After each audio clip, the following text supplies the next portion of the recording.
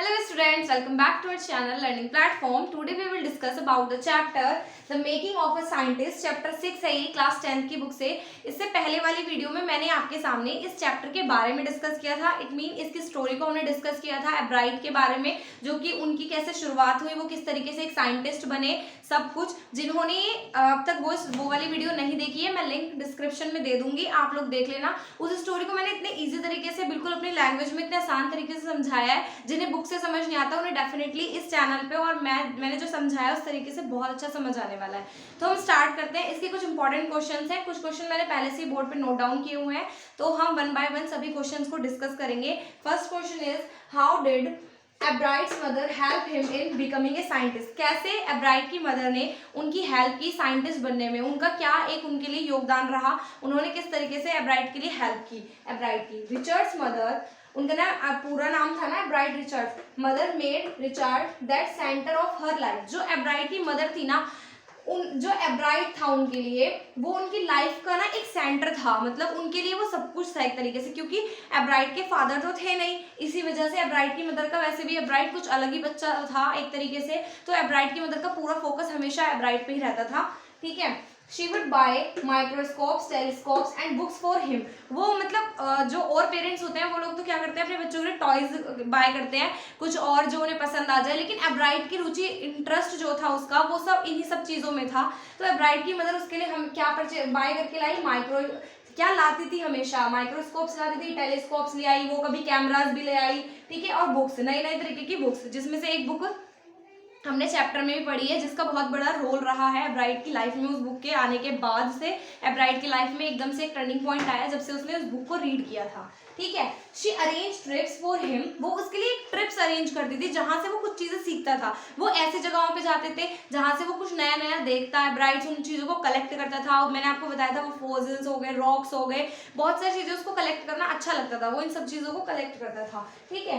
And would also prepare difficult task for him, और उसकी mother क्या करती थी, बोल, जैसे हम स्कूल में पढ़ते हैं, टीचर्स हमारे लिए क्वेश्चन पेपर बनाते हैं, देखते हैं, वो हमें एनालाइज करते हैं, ऑब्जर्व करते हैं कि बच्चा किस, उसकी क्या प्रोग्रेस चल रही है इस टाइम पे, तो और वो हमें डिफिकल्ट टास्क देते हैं इवन हमारा। तो इसी तरीके से जो एब्राइट की मदर थी, वो उसको कुछ ना कुछ टास्क देती रहती थी हमेशा, जिससे कि एब्राइट और ज्यादा स्ट्रॉन्ग होता रहा। ठीक है। And this help him to learn a lot. इन सब चीजों ने एब्राइट को बहुत कुछ सीखने को मिला, और एब्राइट को हेल्प मिली बहुत कुछ सीखने के लिए इन सब चीजों से। तो इसमें एब्राइट की मदर का जो है वो रोल बहुत ही इंपॉर्टेंट रहा है। एब्राइट की मदर ने हमेशा एब्राइट के लिए बहुत हेल्प करी है। ठीक है। And the second question is, what were the factors which contribute in making एब्राइट a scientist. ऐसे कौन से वो फैक्टर्स रहे हैं, ऐसे कौन से फैक्टर्स थे वो जिन्होंने एब्राइट को एक साइंटिस्ट बनाया था। 3 क्वालिटीज थी एब्राइट के अंदर, मतलब वो फैक्टर्स 3 थे, which contributes were a first rate mind, a sense of curiosity and a will to win for the right reason. First is, जो उसका एक दिमाग था, वो उसे उसका पूरा फोकस एक साइंस से रिलेटेड चीजों पे हमेशा रहा है, तो उसका जो माइंड था वो हमेशा एक तरफ ही उसका ध्यान रहता था, मतलब इन्हीं सब चीजों पे उसका ध्यान रहता था, अलग से उसको कुछ करना पसंद नहीं था। ए सेंस ऑफ क्यूरियोसिटी, सीखने की जो एक जिज्ञासा होती है ना किसी के अंदर, तो उसके अंदर वो एक सीखने की वो थी कि हाँ मुझे सीखना है, उसके अंदर एक क्यूरियोसिटी थी। And a will to win for the right reason, वो हमेशा एक सही रीजन की वजह से जीतना चाहता था। वो जीतने के लिए ही, मतलब ऐसा नहीं है कि वो हमेशा जीतने के लिए कोई टास्क करता था, वो टास्क अच्छा करता था इसीलिए वो जीत जाता था। ठीक है। क्योंकि हमने देखा है उन्होंने बहुत सारे प्राइज वॉन किए हैं, बहुत सब चीजें उन्होंने वो जीते हैं, हर जहां भी वो जाते थे, किसी भी उसमें फेयर में या किसी में, वो हमेशा वहां से जीत के ही आते थे। तो ये 2 क्वेश्चन होपफुली आपको समझ आ गए होंगे।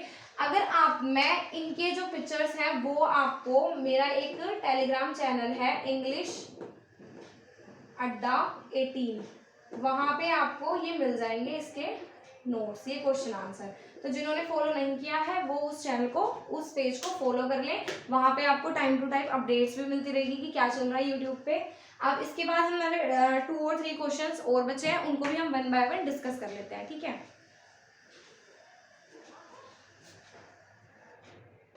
हाँ जी स्टूडेंट्स, तो हमने 2 क्वेश्चन से पहले डिस्कस कर लिए हैं। And third is, how did the travel of monarch can prove a turning point in his life. In his life मतलब कि एब्राइट की लाइफ में किस तरीके से जो बुक थी वो the travel of monarch 10th, वो कैसे एक टर्निंग पॉइंट उसके सामने रहा उसकी लाइफ में, वो एक टर्निंग पॉइंट कैसे था। ये बुक का नाम है द ट्रैवल ऑफ मोनार्क। जिन्हें नहीं पता उन्हें पता चल जाएगा अगर उन्होंने इससे पहले वाली वीडियो में देखा होगा जहां मैंने चैप्टर को डिस्कस किया है। Answer is Richard was bored with collecting butterflies. हमने पढ़ा था कि जो रिचर्ड था उसने वो बटरफ्लाइज को कलेक्ट करता था, लेकिन एक टाइम पे वो बोर हो गया था इन सब चीजों से। एट दिस टाइम, उस टाइम पे जो उसकी मदर थी गॉट द बुक, उन्होंने उसके लिए वो बुक लाई एंड जिसका नाम था द ट्रैवल ऑफ मोनार्क 10, उन्होंने वो बुक किसको दी, रिचर्ड को दी। आफ्टर रीडिंग द बुक, इस बुक को पढ़ने के बाद ही studied the migration of butterflies and it open the world of science to him.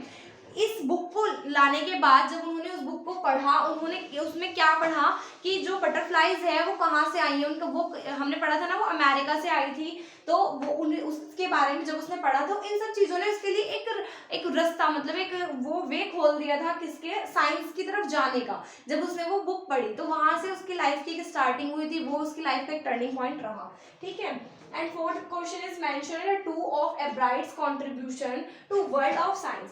Science के वर्ल्ड में एब्राइट के दो कंट्रीब्यूशन क्या रहे हैं, एब्राइट ने क्या दिया एक तरीके से साइंस को, वो दो मेन कंट्रीब्यूशंस क्या थे। First is एब्राइट discovered A hormone that was necessary for the growth of A butterfly. हमने पढ़ा था कि जो गोल्डन स्पॉट होते हैं उससे जो उसमें जब उनको मतलब वो फीड करती है हार्मोन्स को तो उनकी ग्रोथ होती है, ठीक है, बटरफ्लाइज की। तो वही सेम बात यहाँ बोली है कि उन्होंने एक तो ये दिया कि कितना हार्मोन्स कितने नेसेसरी होते हैं किसके लिए, बटरफ्लाई की ग्रोथ के लिए। And second is his other important contribution proved to be his study of how cells read their DNA. एक तो उन्होंने डीएनए के बारे में बताया था और दूसरा उन्होंने किस तरीके से जो बटरफ्लाई है वो ग्रोथ करती है हार्मोन्स के थ्रू, वो बताया था।